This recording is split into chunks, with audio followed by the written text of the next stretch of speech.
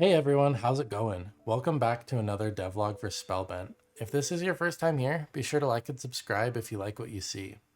I took a little break from making videos over the last week because I was working on some house projects with my wife, and here in the US we had Thanksgiving. But I was still working on the game and have made tons of progress. In the last video, I had mentioned that my goal for the time was to get a functional animal system programmed into the game, which is what I was able to do. So let's go back almost 2 weeks now and see what I got up to. Hey everyone, it is Wednesday, November 17th, and before I get started working on the animals, I wanted to kind of talk about my plan for how the systems will work. As I mentioned before in the last video, this will be pretty similar to the way animals work in Harvest Moon and Stardew Valley. Each animal will have a different schedule that will determine when they produce, and they'll produce better quality goods based on how happy they are. Pretty basic. There are a few differences with the way I'm planning to implement it right now in regards to where the animals will live and what will make them happy. So I wanted to walk you through my plans right now before I start development. Basically, what I have planned is this. In order to have animals down in your base, you'll first need a place to keep them. In order to have that, we need to have some fence posts. And then once we have fence posts, we'll be able to start placing them around. And each time we place a post down, the game will then be able to see if any complete loops of posts exist. If they do, they'll create an enclosure that'll be able to store information about what animals live in that enclosure and help manage things like placement of animals and their drops when the scene loads. The size of the enclosure will also determine the number of animals that can be kept there. So the larger the enclosure, the more animals, and vice versa. That way the player can tailor the size of the enclosure to whatever their use case is. So yeah, that's the main idea for what I'll be working on. Let me know down in the comments what you think of the idea. I'd love to hear your feedback so I can make it as fun as possible. So my list of things to get done this week is basically this. First, I need to make fence posts that know about their neighbors so they can display the right sprites, as well as create an enclosure whenever they create a complete loop. And second, I need to add an animal to the game that can live inside the enclosure. For the first one, we're going to do the classic chicken. And third, I need to write the logic for the animal enclosure to manage the placement of animals. And in the case of animals like the chicken, whose produce will be on the ground when the scene loads rather than harvested directly from the animal like a cow or something, I need the animal enclosure to manage the harvesting of those drops and the placement of them within the enclosure when the scene loads. So I'm going to go ahead and get started on that, and I will see you when I'm done, or more likely, as history has taught us, it is next Monday night and I'm scrambling to get the video wrapped up for the next day.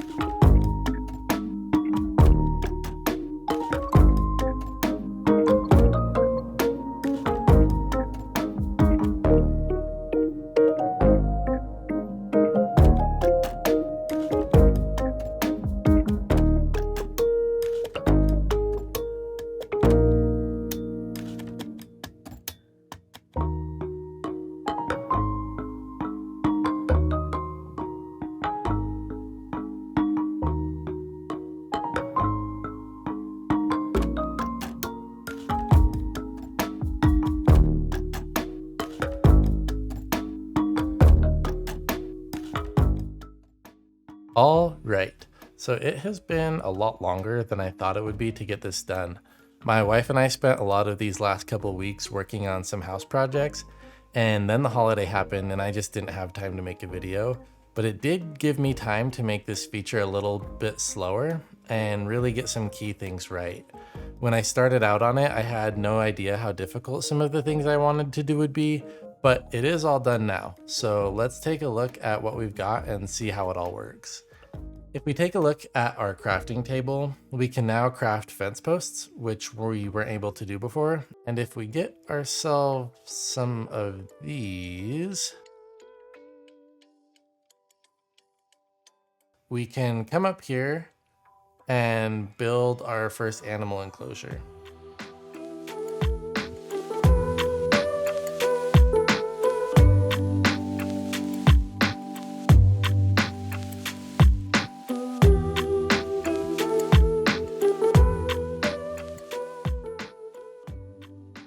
For now, there isn't any sort of visual indicator that an enclosure was created, but I'm thinking there should be. So let me know in the comments if you think there should be and what you think it should look like. I'd love to hear your thoughts on this because I haven't really been able to nail down what I want to do. But now that we have our enclosure, if we get ourselves some chickens, we can now place them in the pen.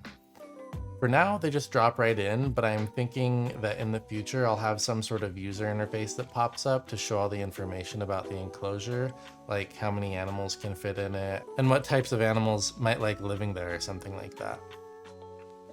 So now we can use our dev tools to speed up time, and we can go through to the next day. And then if we reload the scene, we'll see that the animal enclosure iterated through all of its animals, checked if they are the type of animal whose goods appear on the ground, harvested those goods from the animal and placed them in a random position within the enclosure. This was one of those things that was really tough for me because apparently it's a lot harder than I had imagined to generate a random point inside an irregular polygon.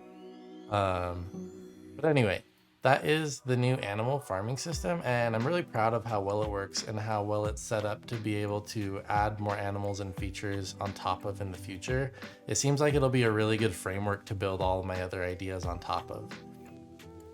At this point, we can pull up our goal chart and we can see that now that we're done with the animals, we are down to the last 3 goals, which brings us back to the combat system. To finish off my goals for my parental leave, I want to make my combat system more robust and interesting. So over the next little bit, I'm going to be working on that, and all 3 of these goals will play into it. Mining will be a source of materials to make weapons and armor that will help us defeat the tougher enemies we're going to put into the game.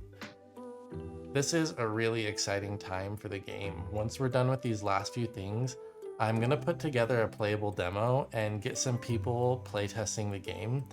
And then I'm going to start doing things like putting up my Steam page. So if you want to be part of that at all, head on over to the video description and click on the Discord link to join our server, because that's where we're going to be organizing all of the playtest stuff. If any of what's coming up sounds interesting to you, be sure to like and subscribe so YouTube can let you know when I put another video out.